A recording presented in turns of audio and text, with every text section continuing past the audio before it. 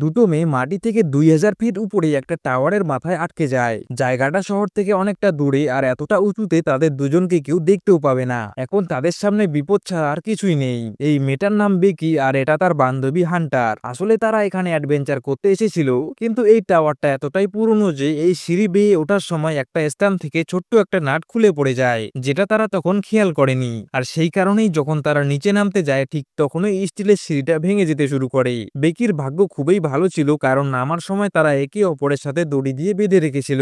আর এই কারণেই দুজনেই দুর্ঘটনার সময় প্রাণে বেঁচে যায়। কিন্তু তারা এখন নিচে নামবে কিভাবে, এটাই হলো বড় সমস্যা। এই টাওয়ারের উচ্চতা এতটাই বেশি যে এখানে দুটো আইফেল টাওয়ার এক করলেও সেটার সমান হবে না। প্রথম প্রথম তারা খুবই রিল্যাক্স থাকে, কারণ ভাবে হয়তোবা কেউ না কেউ তাদের বাঁচাতে অবশ্যই আসবে। তারা টাওয়ারের উপরে একটা বক্স থেকে একটা ফ্লেয়ার গান আর একটা বাইনোকুলার খুঁজে পায়। সময় মতো এটা ব্যবহার করতে হবে। কিন্তু এভাবে দুষ্টমি করতে করতে অনেকটা সময় পার হয়ে যায়, কেউই তাদের সাহায্য করতে আসে না। তারা যতক্ষণ নিচে ছিল তখন তাদের মোবাইলে নেটওয়ার্ক ছিল, কিন্তু এতটা উপরে এখন সেটাও নেই। তারা অনেকের কাছেই সাহায্যের মেসেজ পাঠায়, কিন্তু নেটওয়ার্ক না থাকায় সেগুলো একটাও সেন্ড হচ্ছে না। প্রথমে তারা দড়ি দিয়ে মোবাইলটা বেঁধে নিচে ঝুলিয়ে ধরে, কিন্তু তাতেও কোনো কাজ হচ্ছে না। তখন হান্টারের মাথায় একটা আইডিয়া আসে। সে নিজের জুতো খুলে সেখানে মোবাইলটা সুন্দর মতো সেট করে সেটা নিচে ফেলে দেয়। হয়তোবা মোবাইলটা নিচে পড়তে পড়তে মেসেজগুলো পৌঁছে যাবে, কিন্তু তারা বাইনোকুলার দিয়ে দেখে মোবাইলটা নিচে পড়েই সাথে সাথে ভেঙে গেছে। এটা দেখে তারা আশাহত হয়ে পড়ে। কিন্তু সন্ধ্যার আগ মুহূর্তে হঠাৎ বাইনোকুলারে হান্টার একজন লোককে দেখতে পায়। তাকে দেখে আবার তাদের আশা ফিরে আসে,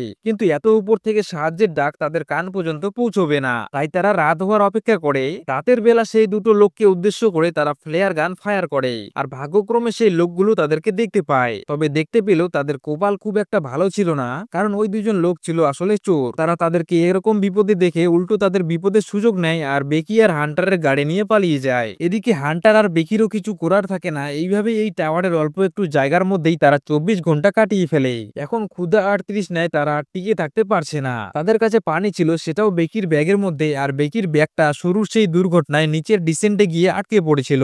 এই কারণে এখন হান্টার সিদ্ধান্ত নেয় সে দড়ি বেয়ে সেই জায়গাটা পর্যন্ত পৌঁছানোর চেষ্টা করবে, কিন্তু এটা খুব বিপজ্জনক একটা ব্যাপার। কিন্তু এছাড়া তার হাতে এখন আর কিছুই করার নেই। হান্টার ঠিক তেমনটাই করে, কিন্তু একদম শেষে শুধুমাত্র অল্প একটুর জন্য সে ব্যাগের কাছে পৌঁছতে পারে না। এক সময় সে এন্টার দিকে জাম্প করে দড়ি ছেড়ে দেয়, আর ভাগ্যক্রমে সে বেঁচেও যায়। ওপাশ থেকে নিচে তাকানোর পর সে বুঝতে পারে নিচের সিঁড়িগুলিও ভেঙে পড়েছে, অর্থাৎ নিচে নামা এখন একদমই অসম্ভব। সে প্রথমে তার সেলফি স্টিক দিয়ে ব্যাগটা দড়ির সাথে ঝোলায়, তারপর নিজে সেই ব্যাগটা ধরে ঝুলে পড়ে। কিন্তু একদম শেষ মুহূর্তে একটা ছোট্ট ভুলের কারণে তার হাত ফসকে যায়। এটা দেখে উপরে বেকি একদম ভয় পেয়ে যায়, কিন্তু কপাল ভালো ছিল শেষ মুহূর্তে হান্টার তার ব্যাগটা ধরে ফেলেছে। খুবই কষ্টেই বেকি তাকে উপরে টেনে তুলে নিয়ে আসে। তারা সেটার মধ্যে থাকা ড্রোনের মধ্যে একটা সাহায্যের নোট লিখে শহরের দিকে পাঠিয়ে দেয়, কিন্তু মাঝপথে ড্রোনের ব্যাটারি শেষ হয়ে যাওয়াতে সেটাকে আবার ফিরিয়ে নিয়ে আসতে হয়। এভাবেই আরো একটা দিন পার হয়ে যায়। পরের দিন বেকি টাওয়ারের একদমই মাথায় উঠে গেছে, কারণ একদম মাথায় ছোট্ট একটা লাইট জ্বলছিল, সেটা দিয়ে সে ড্রোনটাকে চার্জ করতে পারবে। খুবই কষ্টে সে অর্ধেকটা চার্জ করলেও একটা সময়ে বাজ পাখি তার উপর আক্রমণ করে, এতে তার ব্যাগটা নিচে পড়ে যায়। কিন্তু হান্টার সেটাকে ধরার চেষ্টাও করলো না, যার কারণে বেকি নিচে নেমে তার উপর রাগারাগি করে। কিন্তু একটা সময় সে বুঝতে পারে যে সে আসলে যার সাথে রাগারাগি করছে সেটা সম্পূর্ণই তার কল্পনা। এতক্ষণ বেকি যে হান্টারকে দেখছিল সেটা পুরোটাই তার কল্পনা ছিল। সে তো ব্যাগ আনতে যাওয়ার সময় এই দুর্ঘটনাতে নিচে ডিশ অ্যান্টেনায় পড়ে মারা গিয়েছে। নিচে তাকিয়ে সে তার বডিটাকেও দেখতে পায়, এতে সে আরো দুর্বল হয়ে পড়ে। তার মাথায় বারবার তার বাবার কথা আসতে থাকে।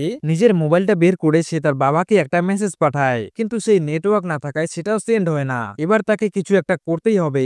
বেকি এই অবস্থাতেই বিপজ্জনকভাবে ভাঙ্গা মইয়ের একদম শেষ প্রান্তে দড়ি বাঁধে, আর সেটার দ্বারা নিচে হান্টারের লাশ পর্যন্ত পৌঁছে যায়। নিজের বান্ধবীকে এই অবস্থায় দেখে সে নিজেকে সামলাতে পারছে না। বড় বড় শকুনগুলো হান্টারের ডেড বডি থেকে মাংস ছিঁড়ে ছিঁড়ে খেয়েছে। বেকি তার জুতো খুলে নেয় আর সেটার মধ্যে নিজের মোবাইলটা রেখে সেই জুতোটাকে হান্টারের ডেড বডির ক্ষতের মধ্যে ঢুকিয়ে দেয়, আর তাকে সরি বলে লাশটাকে উপর থেকে ফেলে দেয়। যার কারণে এবার লাশটার সাথে সাথে তার মোবাইলটাও নিচে এসে পড়ে, এবং লাশের কারণে তার মোবাইলটা অক্ষত থেকে যায়। আর আলটিমেটলি তার মেসেজগুলো তার বাবার কাছে পৌঁছে যায়। মেসেজ পৌঁছানোর পর তার বাবা সেখানে পুলিশ নিয়ে আসে, আর বেকিকে উদ্ধার করা হয়। এমন একটা নির্মম সময় পার করার পর বেকি আবারও তার নতুন জীবনে ফিরে পায়, কিন্তু সেই যাত্রায় তাকে হারাতে হয়েছে তার একটা প্রিয় বান্ধবীকে। আর এইভাবেই এই গল্পটা শেষ হয়।